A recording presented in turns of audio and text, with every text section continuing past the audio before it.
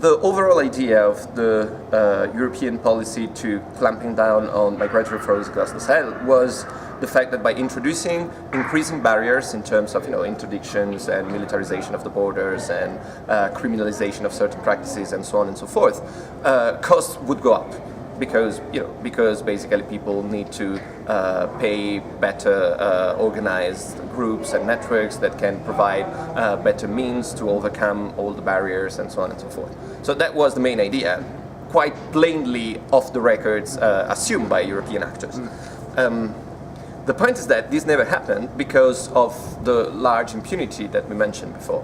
And due to this impunity, at the end of the day, this market does not work as an extra legal market, but to a certain extent as a very, as its legal counterparts. It's absolutely normalized and even institutionalized to a certain extent. What does it mean? Well, it means that there's a booming market because, the demand for migratory services is huge across the country, and some forward-looking entrepreneurs are very much willing to invest in this industry, and therefore even the supply of services increases hugely to the extent that today the number of those who are running travel agencies that accompany migrants across the desert are they're under control, including the very organization of traffickers which exists.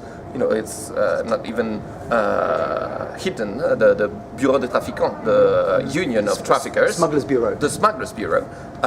They're just there, and they tell you, there's just too many of us. We cannot control it, and therefore prices go down. So, it's not really a perverse effect, because at the end of the day, the result of European policies is that European policies are just completely irrelevant and completely neglected. They don't have any impact, and the result is that prices go down, and that it's actually even safer for migrants than if they were actually criminalized, than if they were, in practice criminalized. So at the end of the day, Niger remains more or less a safe route for migrants, and even a very cheap route for migrants. And prices, if you look at the data, if you look at the records, if you ask the people, prices are going down, and therefore, just people are very much willing to go through Niger.